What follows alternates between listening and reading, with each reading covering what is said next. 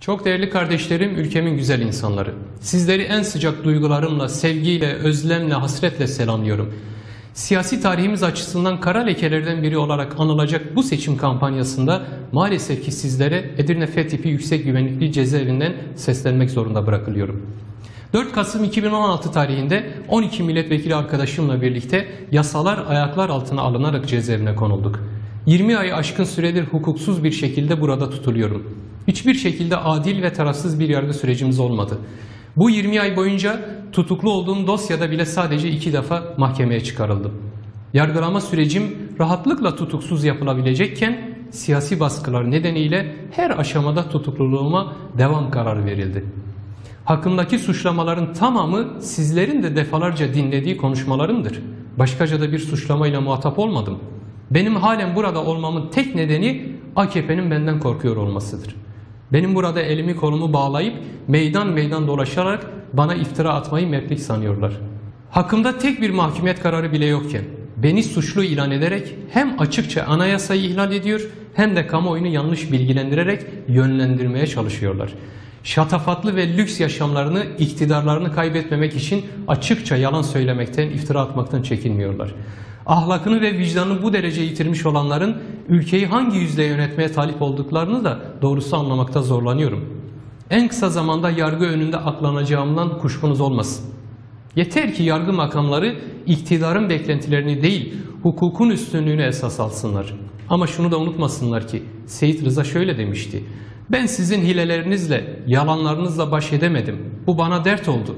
Ama ben de senin önünde diz çökmedim. Bu da sana dert olsun.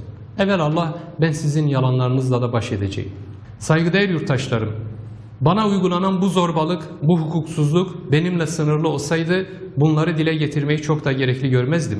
Ama sizler bu tür zorbalık ve hukuksuzlukları her gün yaşıyor veya çevrenizde yaşandığını görüyorsunuz. Bu zulmün mağdurusunuz zaten. Hayatınızın her anının büyük bir trajediye dönüştüğünü görüyor ve duyuyorum. Toplumun tamamını esir almaya çalışan derin bir umutsuzluk, korku ve karamsarlık var. Kamplaşma, kutuplaşma ve gerilim ürkütücü boyutlara ulaştı. Komşu komşudan, kardeş kardeşten şüphelenir, korkar hale geldi. Bunun yanı sıra işsizlik, yoksulluk, enflasyon, dövizdeki durdurulamayan artış yaşamı iyiden iyiye çekilmez hale getirdi. AKP yönetimi saraylarda, köşklerde, villalarda, lüks içinde gününü gün ederken milyonlarca yurttaşımız ekmeğe muhtaç hale getirildi. Siyasi çıkarları uğruna içeride ve dışarıda ölümü kutsayan savaş politikaları evlatlarımızın canı pahasına sürdürülüyor. Sevgili kardeşlerim, elbette demokratik rejimlerde seçimler son derece önemli karar aşamalarıdır. Vereceğiniz oylarla yasalarımızı yapıp ülkeyi yönetecek temsilcilerimizi seçeceksiniz. Alacağınız karar sadece bugünü değil, yarınlarımızı, çocuklarımızı ve torunlarımızı da yakından ilgilendiriyor olacak. 24 Haziran seçimlerinde oldukça kritik bir kavşağa gelmiş olan ülkemizin bundan sonra hangi istikamete doğru yol alacağına sizler karar vereceksiniz. Tercihinizi AKP ve Erdoğan'dan yana kullanmanız halinde bundan sonra ülkenin tamamının kaderi tek bir kişinin iki dudağı arasında olacak. Yasama, yargı ve yürütme güçlerinin çok önemli yetkileri tek bir kişide toplanmış olacak. O tek kişinin yapacağı en küçük hatayı bile denetleyecek, kontrol edecek ya da sınırlayacak hiçbir kurum olmayacak. 81 milyonun kaderi tamamen bir kişinin insafına terk edilmiş olacak. Dünyanın geri kalanı demokrasi yolunda ilerlerken Türkiye çağ dışı bir yönetim anlayışıyla yalnızlaşacak. Otoriter, baskıcı, demokrasiden kopmuş bir ülkeye dönüşecek.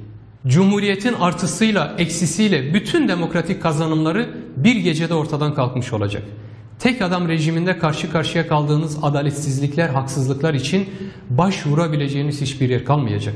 Ne mahkemeler ne de diğer devlet daireleri sizin derdinize derman olmayacak. Her şey tek adamın isteğine, keyfine, çıkarlarına göre düzenlenecek. Bir korku ve istibdat rejiminde nefes alamaz hale gelecek, boğulur gibi hissedeceksiniz. Bunları tahminlerime veya öngörülerime dayanarak değil, son birkaç yılda bilfiil yaşananlara bakarak söylüyorum. Bugünlerde yaşadıklarımız tek adam rejiminin sadece fragmanıdır. Filmin asıl korkunç bölümü henüz başlamadı bile. İşte 24 Haziran'da bu korku atmosferinin başlayıp başlamayacağına siz kendi oylarınızla karar vereceksiniz. Bu kararınızın demokrasiden ve özgürlüklerden yana olacağından kuşkum yoktur. Bunca zulme ve tehdide rağmen boyun eğmeyen dik duruşunuz Türkiye'nin aydınlık yarınlarının teminatıdır. Bu karanlık tablo karşısında umutsuzluğa, korkuya, yılgınlığa düşmeye gerek yok. Sonu belirsiz karanlık bir tünele girmeden önce önümüzde ciddi bir fırsat var.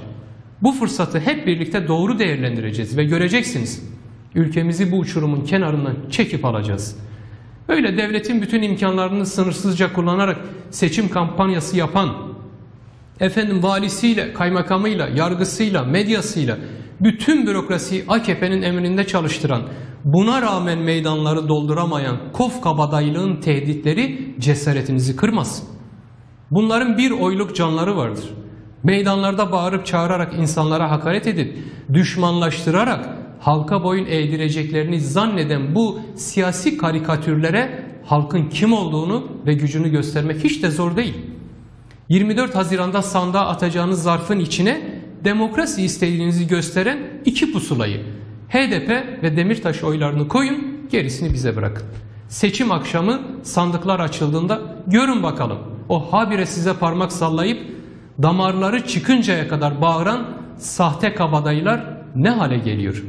Kendini dünya lideri zanneden bu 3. sınıf kasaba politikacılarına güzel bir ders verme fırsatını kaçırmayın. Bu nedenle mutlaka sandığa gidin. Oyunuzu kullanın ve sandıklara sahip çıkın. Özellikle genç arkadaşlarım. Bulundukları yerlerde müşahitlik için görev almalıdırlar. Ben buradan en çok da kadınlara ve gençlere güvenerek aday oldum. Benim buradaki imkanlarım çok kısıtlı. Yüksek güvenlikli bir hücrede tutuluyorum. Ama biliyorum ki benim adıma seçim kampanyasını sizler inançla, coşkuyla sürdürüyorsunuz. Yine biliyorum ki aynı inançla ve coşkuyla sandıklara da sahip çıkacaksınız. Beni merak etmeyin. Sizler iyi oldukça ben iyi olacağım. Sizler özgür oldukça ben özgür olacağım. Beni değil 20 ay, 20 yıl daha hücrede tutsalar bile zulme boyun eğmeyeceğim. Barış için, demokrasi ve özgürlükler için burada sizler adına direnmeye devam edeceğim. Bizi hapisle, hücreyle, ölümle korkutacaklarını zannedenler kendi gölgelerinden korkar hale geldiler. Onları kendi korkularıyla baş başa bırakıp bizler el ele güneşli güzel günlere yürüyelim. Peki kimiz biz? Kürdüz, Türküz, kadınız, erkeğiz, Aleviyiz, Sünniyiz ama önce insanız. Birbirimize yoktur üstünlüğümüz. Sadece zulme karşıdır öfkemiz. Serez'in esnaf çarşısında Şeyh Bedrettin'dir adımız. Pir Sultan'dır bir yanımız. İşkence tezgahlarında Hallacı Mansur olduk. İbrahim'dik, mazlumduk biz. Dar ağacına yürürken başımız dikti. Deniz'dik, Hüseyin'dik, Yusuf'tuk. Said'ti adımız Dahkapı meydanında. Bolu Bey'ine boyun eğseydik Köroğlu'na çıkmazdı adımız. Mahir olmazdık cesaret timsali. Kuyuda Yusuf'tuk, Kerbela'da Hüseyin. Sürgünde Ahmet Kaya, zindanda Yılmaz Güney'di namımız. Unutmayın ki ekilir ekin geliriz. Ezilir un geliriz. Bir gider bin geliriz. Bizi vurmak kurtuluş mu diyerek yola çıktık. Bizim farkımız budur işte. Biz tek adam değil, çok insanız. Bu kadar çok insan bir tek adamdan korkacak değiliz. Biz hep birlikte ülkemizin, çocuklarımızın yarını için yürek yüreğe verip düze çıkacağız. Bizi idamla tehdit edenlere boyun eğmeyeceğiz. 24 Haziran'da sandığa atacağınız zarfın içine korkuyu değil, geleceğe yazılmış umut dolu mesajınızı koyun. Bir oy HDP'ye, bir oy Demirtaş'a deyin. Karanlığa, korkuya ve kabusa değil, aydınlığa, umuda, huzura, güvene ve barışa şans verin. Bunu başaracağımıza inanalım ve birlikte yapalım. Unutma, senle değişir her şey. Gelin beraber değiştirelim, hepimiz kazanalım. Cezaevinde yaptığım konuşmamın 1. bölümünü bitirmeden önce TRT'yi de adaletsiz ve haksız uygulamalarından dolayı eleştirdiğimi, bunları yapan yöneticileri hakkımızı helal etmediğimi, bununla birlikte TRT'nin bütün emekçilerini de saygıyla selamladığımı ve bu adaletsizlikte onların rolünün olmadığını belirtmek istiyorum. Bu duygularla sizleri bir kez daha saygıyla, sevgiyle selamlıyor, mübarek Ramazan bayramınızı kutluyor, hepinize mutlu, umutlu yarınlar diliyorum.